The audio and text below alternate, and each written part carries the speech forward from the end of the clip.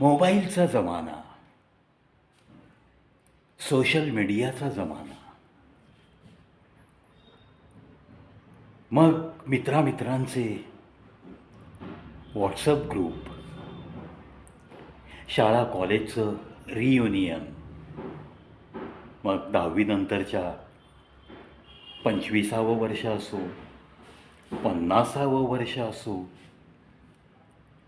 आज वयाची 85 ओलांडलेल्या मित्रांचं सुद्धा या मोबाईलच्या जमान्यामुळं व्हॉट्सअपवरती एकत्र येऊन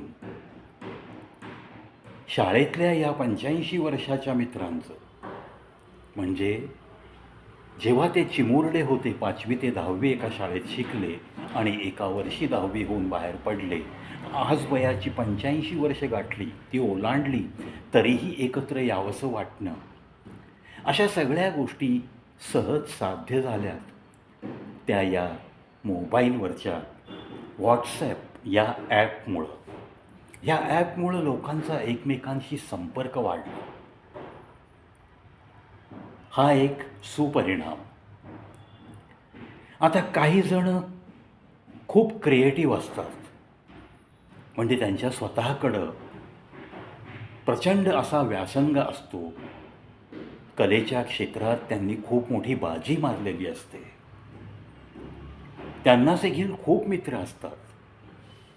आता मग या खूप मित्रापैकी बऱ्याच मित्रांना असं वाटतं की अरे हा इतका व्यासंगी माणूस, अरे हा इतका प्रसिद्धीस पावलेला माणूस, हा आपला मित्र, हा आपल्या इतर मित्रांच्या इतर ग्रुपमध्ये पण असावा, म्हणून कोणीतरी ॲडमिन बनतं आणि अशा या व्यासंगी मित्राला अनेक ग्रुपमध्ये घेण्यासाठी प्रत्येकजण उत्सुक असतो.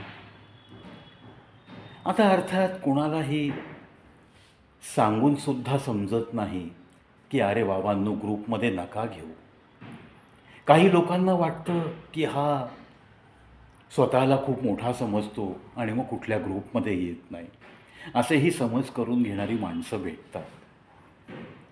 म्हणजे या सोशल मीडिया ॲपचे जितके म्हणून सुपरिणाम आहेत, तितकेच दुष्परिणाम पण आहेत.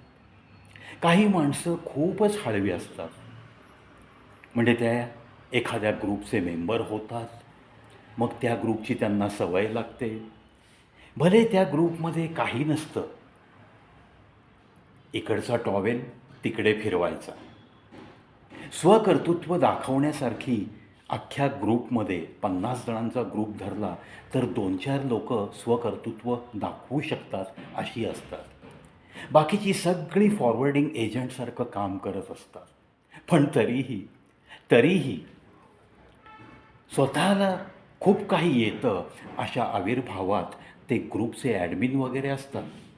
म्हणजे 50-60च्या ग्रुपमध्ये एक 4-5 लोकांना ॲडमिनिस्ट्रेटर ऑफ दॅट ग्रुप, बिनपगारी फुल अधिकारी, हे पद दिलेलं असतं. आणि मग एखाद्या कुठल्या तरी ग्रुपमधल्या मेंबरकडून काहीतरी त्यांच्या मते नियमांचा भंग झाला तर मग कधीही ग्रुपवर न दिसणारी मंडळीसुद्धा तुटून पडतात. त्या चुकून माकून त्या ग्रुपमध्ये असलेल्या एखाद्या व्यक्तीने स्वकर्तृत्वाबद्दल जर काही लिहिलं तर मात्र त्यांची आग तळपायाची मस्तकापर्यंत गेलेली अशा काही कॉमेंट्स होतात. मग हळवी व्यक्ती जी असते ती अशा ग्रुपमध्ये असा फटका बसल्यानंतर खूपच नाराज होते.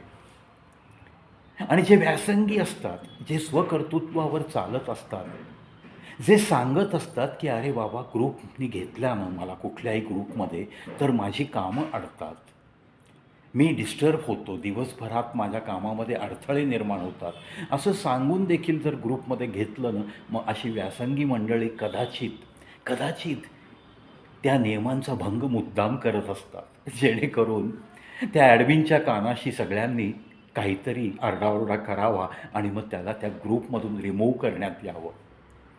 आणि रिमूव्ह झाला की मग त्याच्या मनाला एक शांती लाभते, त्याचा एक अडथळा रोजच्या कामातला आपसुकच दूर होतो. त्याच्यामुळं या सोशल मीडियाच्या बाबतीत, या ग्रुप्सच्या फॉर्मेशनच्या बाबतीत सगळं काही छान चाललेलं असतं. नियमावली असते, काही वाचकांचा ग्रुप असतो, काही शायरांचा ग्रुप असतो, काही कवितावाल्यांचा ग्रुप असतो, काही कॅराओकेवर गाणी म्हणणाऱ्यांचा ग्रुप असतो, काही गायनाचे क्लास घेणारी मंडळी एकत्र येतात. चांगली गोष्ट आहे ना, चांगली गोष्ट आहे, ही काही वाईट गोष्ट नाही आहे. परंतु जो व्यक्ती आपापल्या कामात गर्क आहे, ज्या व्यक्तीला त्याच्या नोकरी धंद्याने किंवा त्याच्या काही व्यासंग त्याच्याकडं असेल, त्याच्यामध्येच जर तो वेळ घालवणं श्रेयस्कर मानत असेल, तर अशा व्यक्तीला उगाच विनाकारण कोणत्याही ग्रुपमध्ये आपलं मित्रत्व आहे म्हणून आपण आपल्या 2-4 ग्रुपमध्ये घेणं हे चुकीचं ठरतं ना. मग आता हे चुकीचं आहे हे मान्य करायलाही ती मित्र तयार नसतात. तेव्हा मग अशी काहीतरी आगळीक, अशी काहीतरी एक युक्ती चालवावी लागते ना. डोकं चालवावं लागतं तिथून बाहेर पडण्यासाठी. मग असंही काही हुशार व्यक्तिमत्व जी असतात ती अशा पद्धतीने मोठमोठ्या ग्रुपमधून बाहेर पडतात. कारण त्याचं त्याला माहीत असतं की तो कुठे आहे आणि त्या ग्रुपमधले मेंबर्स नक्की कुठे आहेत. अर्थात त्याला ते सांगायचं देखील नसतं. कारण व्यासंगी माणसं किंवा आयुष्यात स्वकर्तृत्वावर पुढं गेलेली माणसं कधीही कुठेही मला घ्या म्हणून जात नसतात. ऑन द कॉन्ट्ररी, ज्यांनी त्यांना कुठेतरी घेतलं आहे तिथे जर त्यांचं मन रमलं नाही तर त्या अशा पद्धतीने एखादी युक्ती वापरून त्या ग्रुपमधून सही सलामतरित्या बाहेर पडू शकतात. भलेही त्यांचा अपमान केल्याचा काही क्षणिक आनंद त्या ग्रुपमधली इतर मंडळी नक्की मिळवत असतील आणि असा आनंद त्यांनी मिळवला तर ह्या व्यासंगी माणसाला कधीही कशाही प्रकारे वाईट वाटत नसतं. कारण त्याचं ध्येय इतकं काही छोटं असं नसतं. त्याला फॉरवर्डिंग एजंट म्हणून राहण्यात किंवा फॉरवर्ड केलेल्या पोस्ट वाचत बसण्यात वेळ घालवण्यासाठी त्याच्याकडं वेळच नसतो. हे त्या लोकांना समजायलासुद्धा कदाचित अनेक वर्ष लागतील. कारण अशी जी मंडळी असतात ना, जी स्वकर्तृत्वाला खूपच चांगलं स्थान देत एक व्यवस्थित आयुष्य जगत असतात, समाजामध्ये स्वतःचं काहीतरी वेगळं स्थान निर्माण करून आपापल्या क्षेत्रात कार्यरत राहणे इतक्याच ध्येयाने झपाटत आपल्या आपल्या कामात गर्क असतात, त्यांना खरंच अशा काही क्षुल्लक गोष्टींना वेळ देण्यासाठी किंवा अशा क्षुल्लक गोष्टीतून अपमान झाला असं वाटून घेण्यासाठी सुद्धा त्यांच्याकडं वेळ नसतो. आणि असाच कणखर स्वभाव असेल तरच अशा या सोशल मीडियाच्या या जगामध्ये, या धावत्या जगामध्ये तुम्ही मानसिकरित्या तग धरू शकाल. खूप मोठे हळवे पण मला ह्या ग्रुपमधून काढलं, मला त्या ग्रुपमधून काढलं, मला ह्या ग्रुपमध्ये घेत नाहीत, मला त्या ग्रुपमध्ये जायचं आहे, मला तिथं काही स्थान नाही, अशी काहीतरी रडगाणी गाथ जर तुम्हाला जगण्याची सवय असेल ना तर मग तुम्हाला नामोहरम करणारी अनेक मंडळी तुमच्या अवतीभोवती सतत तुम्हाला दिसायला लागतात. त्यामुळं कुठेतरी कणखर राहा आणि जर स्वकर्तृत्व असेल ना तर अशा ग्रुपमधून अशा काही युक्त्या तुम्ही चालवा की समजा त्या ग्रुपमध्ये एखादी गोष्ट अलाउड नाही आहे, जी अलाउड नाही आहे ना ती करून टाकायची, आपोआप तुम्हाला तिथनं रिमूव्ह केलं जातं. कारण कितीही विनंत्या करून जर तुम्हाला तिथनं एक्झिट मिळत नसेल तर मात्र मग हे करावंच लागेल ना. Only admin can share the messages असेही काही ग्रुप असतात.